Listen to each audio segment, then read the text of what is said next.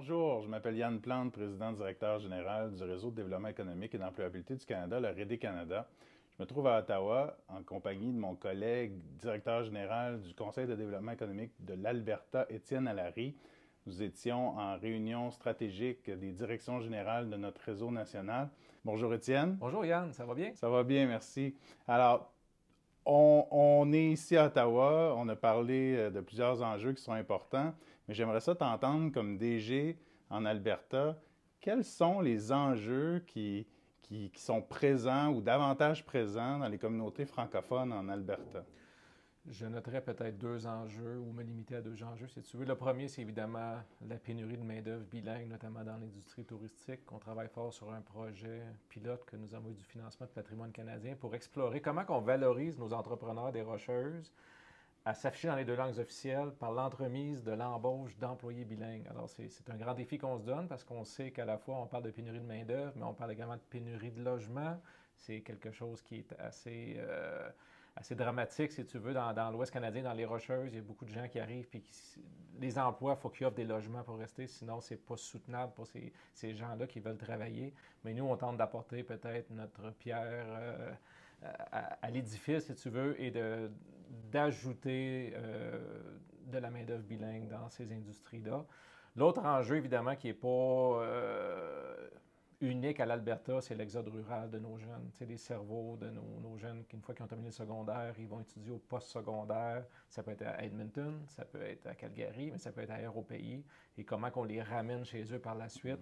Parfois, ça passe par la création d'entreprises. Alors, on a un beau volet entrepreneurial chez les jeunes, des programmes de littératie financière. D'un des volets, c'est la création d'entreprises au sein d'une école francophone. Alors, on veut inculquer certaines brides là, d'esprit entrepreneurial. Peut-être que ça va les ramener chez eux par la suite. Ah, c'est excellent. Donc, tu as parlé un peu des services que vous offrez au Conseil de développement économique de l'Alberta.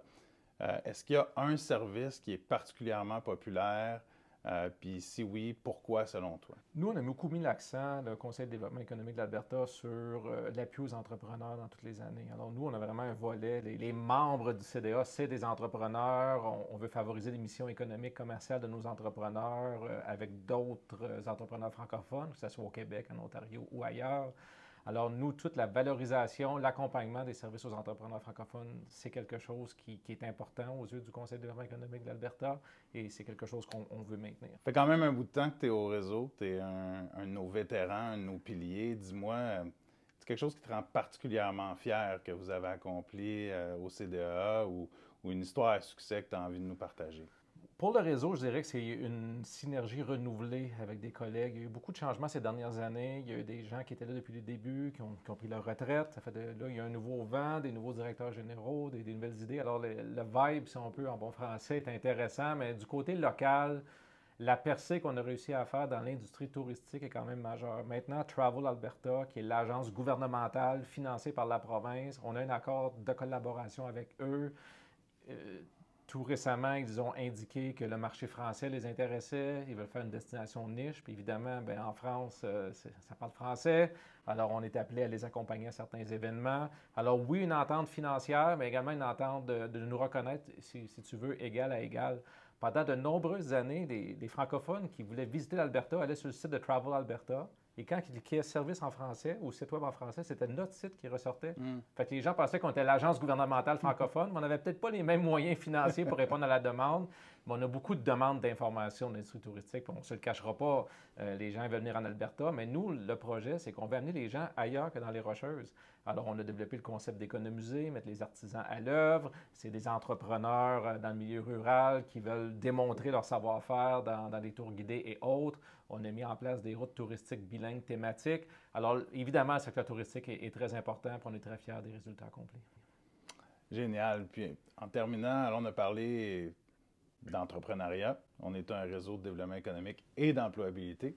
Il y a des grosses nouvelles là, qui s'en viennent en Alberta ou en tout cas des grandes décisions qui ont été prises. Peux-tu nous en parler? Bien oui, évidemment, il y a déjà 2 ans, on avait annoncé un projet de fusion avec un organisme qui est Accès Emploi Alberta, qui est un organisme d'employabilité financé par la province, dont le siège social est également à Edmonton et qui est plus régional.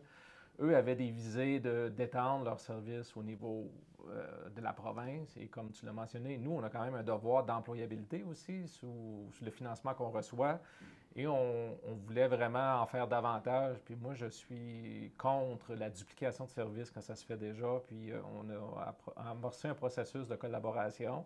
On ne pensait pas que ça prendrait 2 ans, mais là, finalement, on va accoucher d'une nouvelle structure. Si tu veux, il y a une nouvelle structure qui a été incorporée. Le nouveau nom, c'est Parallèle Alberta. Pourquoi Parallèle Alberta? Ça va amener des questions. On voulait s'éloigner des acronymes qu'on connaît dans nos communautés. Les gens, là, des fois, ils cherchent à savoir quelle lettre veut dire quoi exactement. Et parallèle, c'est qu'il y a le Conseil de développement économique et Accès à emploi, si tu veux. Oui, c'est des lignes qui ne se touchent pas, mais au centre de nos actions, au cœur, c'est le client. C'est la personne qui cherche un emploi, c'est l'entrepreneur. Alors, évidemment, c'est là qu'on a adopté, si tu veux, le concept de Parallèle Alberta. Et quand tu me demandais au départ où j'étais le plus fier, quand j'ai parlé d'entrepreneuriat, c'est évidemment, là, je vais être fier qu'on va bien desservir l'employabilité grâce à ce mariage, si tu veux, de ces deux entités-là. Alors, à partir du 1er avril, c'est Parallèle Alberta. Éventuellement, d'ici quelques mois plus tard, le CDA, comme on le connaît, va se dissoudre. Le nom n'existera plus. Alors, maintenant, ça va être Parallèle Alberta. Juste avant de te laisser, j'ai peut-être une dernière question. Il y a des francophones qui nous écoutent là, en ce moment, qui savent peut-être pas qu'il est possible d'avoir une vie en français, bilingue, en Alberta. Pourquoi ils choisiraient l'Alberta? C'est une très bonne question. L'Alberta, on ne se le cachera pas, a mauvaise presse pour certains enjeux qui est lié au sable bitumineux. Veut pas, les gens pensent qu'on est une province pollueuse, mais il se fait des belles actions également en développement durable. Je pense que les gens, des fois, auraient peut-être intérêt également à bien s'informer des pour et des contre. Oui, le coût de la vie est un peu plus cher, mais je dirais pour des francophones que s'établir en Alberta, les salaires sont comparables et c'est un avantage indéniable qu'on ne peut pas cacher. Il y a une belle communauté francophone en Alberta. On parle de 260 000 personnes qui peuvent parler français. On a une nouvelle ministre responsable du secrétariat francophone qui montre une belle ouverture envers la francophonie. On est une croissance. Notre population francophone est en croissance, contrairement ailleurs au pays où des fois la francophonie est en décroissance ou le vieillissement de la population. Nous, on est une province jeune. Alors oui, malheureusement, l'Alberta a parfois mauvaise presse sur des actions politiques, mais sur le terrain, on est fiers d'être francophone. Est-ce que je suis franco-albertain? Parce qu'il y a toujours ce débat-là. Est-ce que je suis québécois? Je suis-tu canadien-français? Je suis-tu franco-albertain? Puis j'ai déjà vécu en Saskatchewan. Est-ce que je suis un franc-saskois en exode? Alors moi, je dis que je suis un franco-albertain d'adoption. Je suis un francophone, je suis fier. Je vis en français. 95% de ma vie est en français. On a élevé nos enfants en français. Quand mes enfants étaient à l'école primaire, ils m'ont reproché de ne pas parler anglais. Ils me détestaient de ne pas les avoir mis dans l'école anglophone en disant « Mes amis parlent bien anglais, moi je ne peux pas parler anglais ». Rendu au secondaire, l'anglais est arrivé. Et maintenant, lorsque je parle anglais avec mes filles, ils regardent au plafond parce qu'ils sachent que des fois, j'ai peut-être pas le bon mot. C'est la preuve, c'est la richesse, c'est ce qui nous rend unique, authentique comme francophones. C'est des fois, on va chercher nos mots, puis on a toujours le gros accent. Merci Étienne, puis continuez votre excellent travail en Alberta. Merci beaucoup, Yann.